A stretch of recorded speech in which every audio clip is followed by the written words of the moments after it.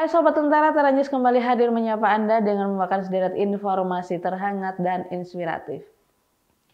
Kita mulai dari kota Jakarta. Pejabat Gubernur Jawa Timur Adi Karyono memastikan bahwa seluruh persiapan dan tahapan pilkada yang akan berlangsung pada 27 November 2024 mendatang di Jawa Timur dalam kondisi yang lancar, kondusif, aman, dan nyaman.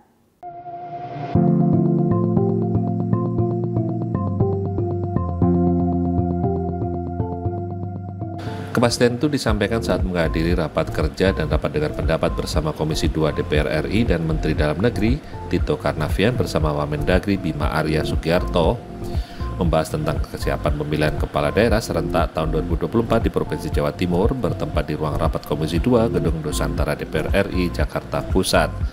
Rapat kerja dan rapat dengar pendapat bersama DPR RI tersebut juga diikuti oleh seluruh pejabat sementara, PJ dan PLT Bupati atau Wali Kota. Pejabat Gubernur Adi mengatakan bahwa secara umum pelaksanaan pemilu tahun 2024 di Provinsi Jawa Timur berjalan lancar dan kondusif. Seluruh persoalan dapat ditangani dan diantisipasi dengan baik karena sepanjang pemilu 2024 tidak ditemukan konflik yang menonjol untuk berpotensi merusak persatuan dan kesatuan bangsa.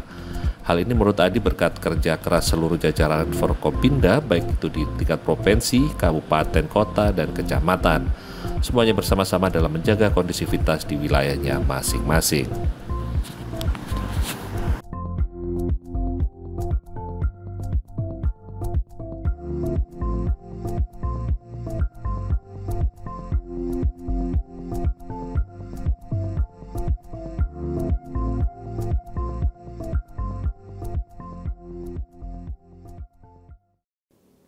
Kita ke informasi selanjutnya. Petugas gabungan dari Polri, TNI, dan Keamanan Rutan kembali melakukan razia di setiap blok tahanan Rumah Tahanan Kelas 1 Surabaya di Kecamatan Waru, Kabupaten Sidoarjo. Hasilnya petugas gabungan mendapatkan banyak alat-alat pertukangan yang diduga diambil dari proses renovasi rutan yang hingga kini masih berlangsung.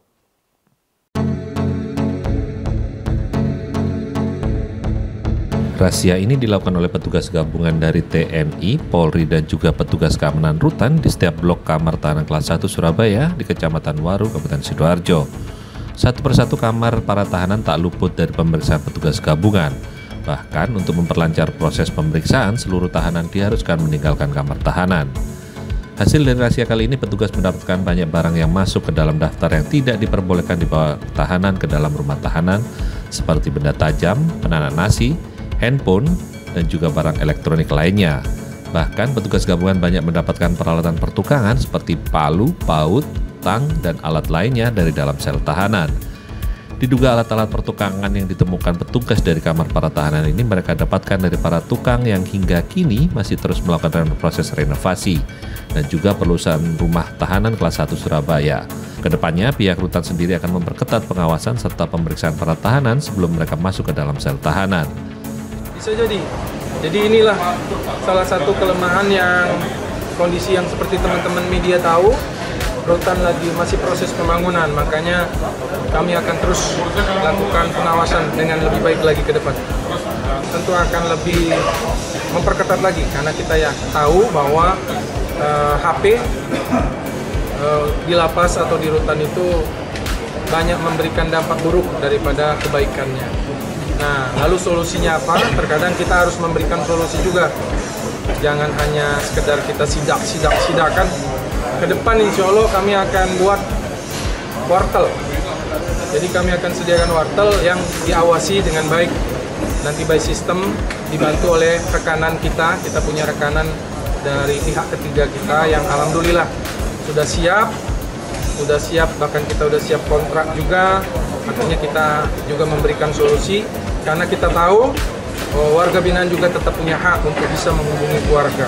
Sementara itu, untuk mencegah masuknya handphone ke dalam rutan, pihak rutan kelas 1 Surabaya sendiri dalam jangka waktu dekat akan segera menggandeng pihak ketiga untuk menyediakan perangkat telepon di dalam rutan agar para tahanan dapat berkomunikasi tanpa harus membawa handphone ke dalam rutan. Alan Sori melaporkan untuk Lentera TV. Sesaat lagi kita akan membahas tentang kesuksesan diaspora Indonesia merintis bisnis sabun di Amerika Serikat. Jadi tetap bersama kami di Tera News.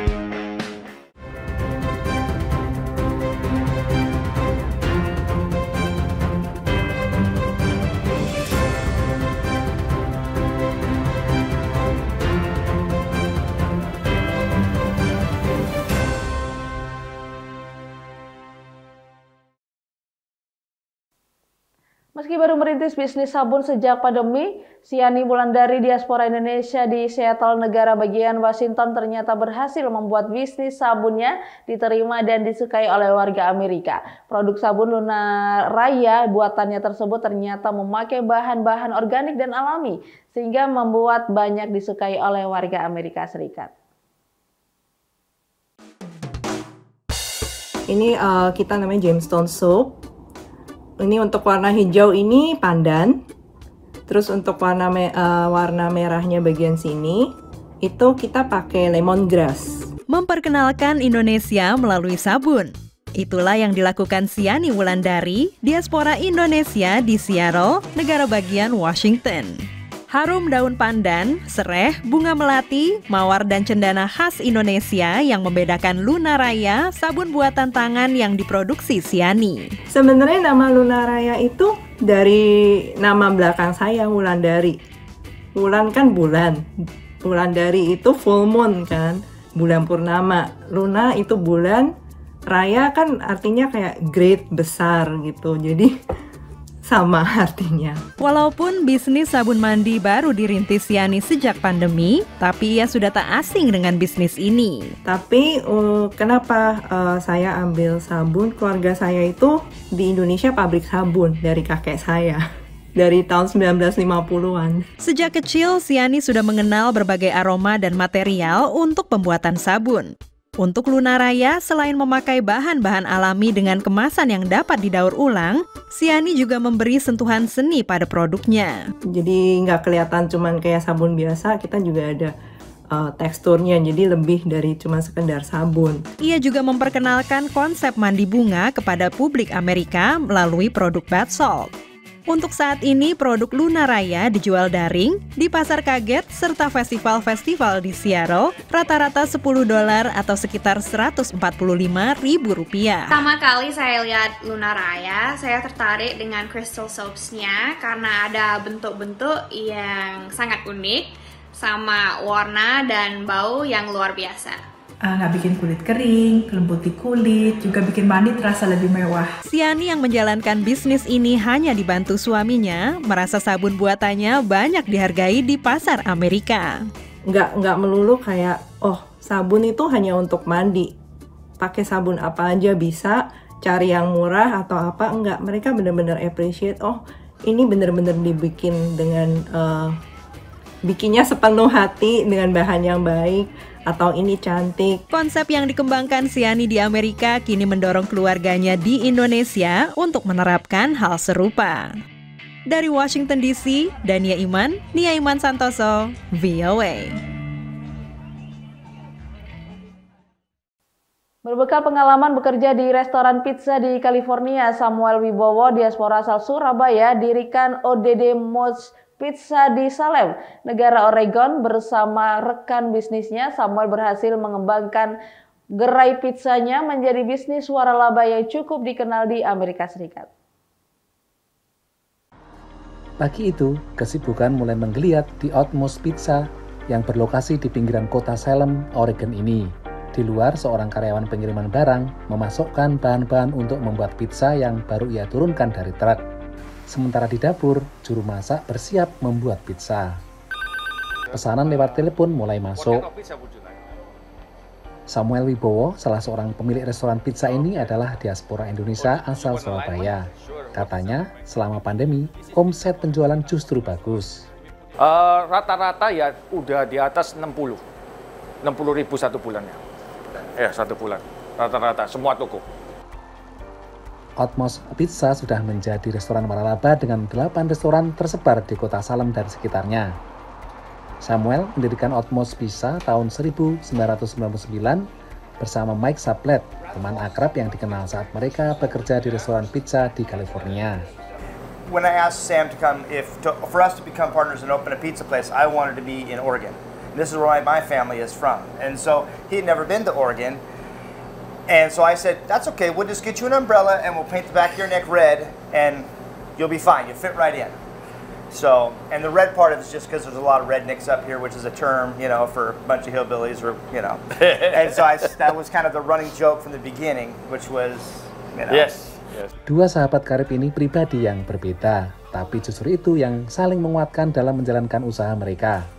I'm like a butterfly chaser, and he's like straight as an arrow, and I'm out there like, la la la la la, what do you think about this? What do you think about that? And he's like, oh, and she endures a lot of that butterfly chasing, but together we can really be a successful team, and throughout the years, that's really what it's proven to be. Yes. Selain kekompakan mereka, kunci keberhasilan Otmos Pizza adalah filosofi usahanya. We taking care of the quality. We taking care we make it everything, the dough every day, fresh. We cut our vegetable by hand, fresh every day. So we find the customer who love us, and we need to take care. Reza, pelanggan tetap mengakui kelebihan Otmos Pizza. The pizza yang kita coba di sini is beda karena pertama dough-nya and the cheese-nya tuh lebih banyak gitu, sama toppingnya lebih banyak dibanding franchise yang lain gitu. Selain peduli kepada pelanggan, Otmos Pizza juga menjalin hubungan baik dengan masyarakat sekitar, misalnya dengan memberikan sponsor dalam acara kegiatan olahraga ataupun kegiatan amal. Dan yang lebih penting juga peduli kepada karyawan. Ini dibuktikan dengan memberi kesempatan bagi mereka yang sudah bekerja lama untuk memiliki franchise. Dulu saya kerja sama Sam, sama Mike, dari 2001 sampai 2008. Terus mereka mau buka franchise buat semuanya. Terus mereka nawar ke saya kalau saya mau beli toko di McMinnville. Terus saya oke. Otmos Pizza masih membuka kesempatan kepada karyawan atau siapapun untuk membeli franchise. Dan meski sudah menjadi bos franchise pizza, Samuel Wibowo tidak lantas duduk manis sambil menghitung laba. Owner itu harus terlibat. Kalau owner udah nggak mau kerja, lebih baik, saya sarankan lebih baik jangan. Waste the money.